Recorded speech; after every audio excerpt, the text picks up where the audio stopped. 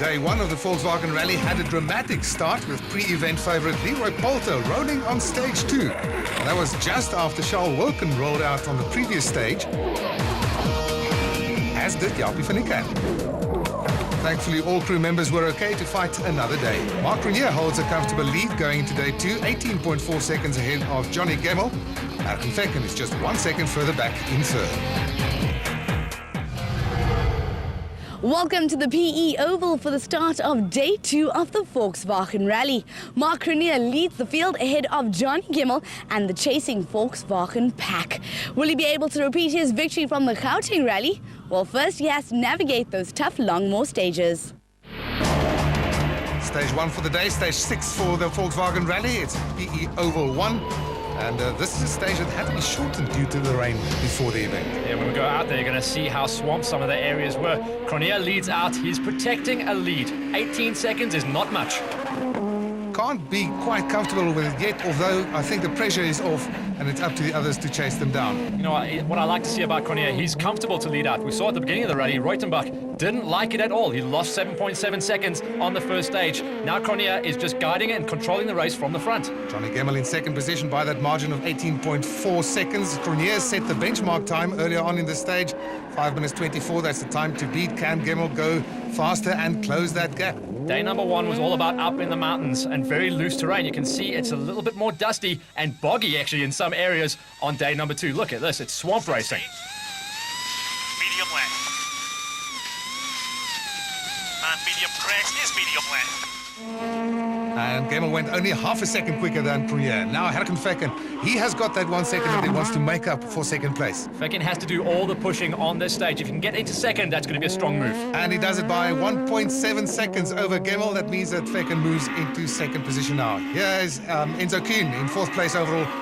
Margin of 41.4 seconds behind the leader. Stealthy in his driving, isn't he? He just claws his way up the rankings, slowly but surely. Jan Habig demonstrating extremely good car control on the oval track. He's currently lying in 5th position overall, a minute off the pace. And look at those conditions. Splish Splash I was taking a bath, and they are just going to be absolutely burying themselves along the stage. Car setup is going to be key on this one, because it's not about climbing up into the mountains and dropping down the hills. This is pretty much a low land stage. Latergan in an incredible 6th overall overnight, just 1.5 seconds behind Habig. And this is Reutenbach, 7th overall. He certainly would like to move up the order. After day number 1, he really was not the happiest camper out there, tripping up his lip in the pits. He's got a lot to do today. Cecil Ford Fiesta of John Williams in 8th position overall. He sets a very respectable time, except not quite fast enough to win the stage. How's this team? They've come out swinging in 2011. Benchmark time still set by Erken Vekken, 5:21.8. And this looks like Musa wishing he was back on the tarmac, but he's fired up, and I think that little result in his Mickey Mouse stage, as he called it, has certainly fired him up. He's only 1/10 of a second behind John Williams. This is Nick Ryan, 10th overall, and he's only 1.1 behind Musa. A fine 3-way battle for 9th at this point. Top 10 in South African Rally, that's a big shout, you know, and it's getting so much harder to break your way into that elite group. Camille de Villiers in 11th overall. He's chasing down Nick Ryan, 4.7 seconds behind him at this point. And he sets a very good time there, moves up into 9th position overall. Volder Dippenaar now, man from Namibia, and he's in 12th place overall. Visser du Plessis in the second of the Pertec Peugeot 207s in 14th after all his problems with his steering yesterday. Good to see the Peugeots bringing it every single time, and then we go back to the only Subaru running out there, Klaassen and Harding, in their monster colors. Leroy Poulter in the Castrol Toyota Auris, running under Super Rally rules. Basically, this means that crews who fall out on the first day and can get back into action on the second day are allowed to run, as is this car, shows Adwell, without scoring any points or being classified, so using it as an extended test session. So Vekken takes the stage win, remarkably only his 2nd stage win of the season. From here now leads Vekken by 17.2 seconds. Stage 7 being a repeat of stage number 1, so it's Culturama 2, again the 19.25 kilometer stage, which will now be nice and clean. Visser du Plessis in 14th position overall, looking a bit battered there. He would lose a lot of time at the end of this stage due to beaching his car. This is Dippenaar, Volder Dippenaar in 12th position, and he sets the 13th fastest time. Latergan in 6th position overall. He's very, very competitive on this event. And he goes 12th fastest on the stage. He's got that car turned out absolutely perfect for day number 2 as well. Musa, he is definitely having one of his best rallies of his career so far, loving the conditions. And loving the new car, I'm sure. Nicholas Ryan in 10th position overall. And coincidentally, he goes 10th fastest on this stage. That's his number. We need to put it on his car for next time. And then Janelle de Villiers, also having a good run so far, trying to break the top 5. Right 3 in, and right 2, stay mid, slippy over crest. 250, crest is the right 4, tighten, stay in. I bet the navigators are glad that they're so busy they don't have a chance to look over to see the drop off there. Yeah, last time they were looking at the cliff face, now they're looking down into oblivion. Enzo Kuhn in 4th position overall with only set the 8th fastest time. John Williams in 8th position goes faster and sets 7th fastest time. He has been making his way through the ranks, so he's running good in stage number 7. And he's, look, Habik though, he has been absolutely flying the last 3 stages. Absolutely, he's only 9.7 seconds behind teammate Enzo Kuhn, and he goes 6th fastest in this stage. Stage 7 seems to be all about the Volkswagen boys really finding their groove. Fekin runs the 4th fastest time. This is Rothenbach in 7th position overall.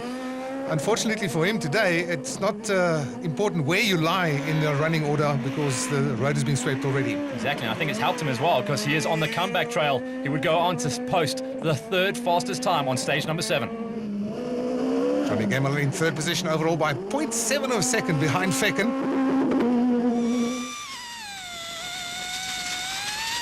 Max left. And keep it, Max left. 70 to easy right. And Gemmel goes 2nd fastest on the stage, faster than Fekin, retaking that 2nd place. Our rally leader is Marc Prunier, leading by 17.2 seconds coming into the stage. Is anyone going to beat him? Because he has just absolutely wound this thing up. Stage number 7, he is not getting slower. He is getting faster as we go down the line. This is where he can consolidate his lead. He goes fastest, indeed, his 3rd stage win of the rally, his 19th of the season, and he now leads Gemmel by 18.4 seconds. Williams claws back some time to finish only 11.1 behind the stage winner. First service of the day, and it's important because it's just before they tackle that long 34-kilometer Kingsview stage for the 2nd time. Mark, Robin, congratulations. Leading the rally, you've had 2 stages. How's it going? Yeah, so far so good. We've had 2 clean stages, so we've got to just keep up with that momentum and carry it the way through. The stages are nice and clean, so I'm looking forward to it. So do you think we can pick up the speed for later, Robin? At this stage, it's the other guys who've got to catch us. We just got to maintain our speed. That's the nice part. We worked hard yesterday to build up a lead. Today we're going to try and manage and maintain it. They're the ones who've got to go quick and take the chances. So that's our sort of bit. What our strategy is, just keep ourselves nice and clean today and let them come for us. Up here, you guys have got a job on your hands. You've got to catch Johnny and then head on to Mark. Yeah, look, we got to keep the bigger picture in mind. We are still in the hunt for the championship, so we're going to just maintain our pace and see what happens up front. It's a long rally still, and we'd like to stay on the podium.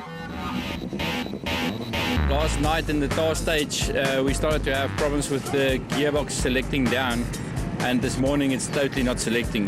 So I can't select from 4th down. You literally need to get to a standstill before you can select the gear. And we're now discussing whether or not it makes sense to continue or not. Because we could maybe really damage the gearbox, and they're very expensive, and also it's very, very dangerous to do it that way. You freewheel into corners.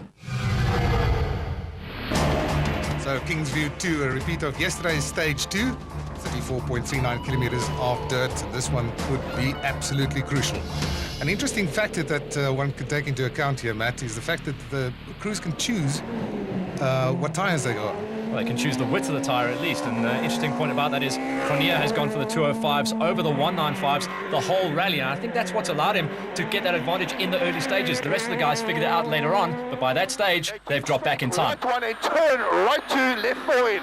Turn right 2, left 4 in, left 4 in, 80. Crest middle is right 16, crest middle is right 16, yeah. Into left 5.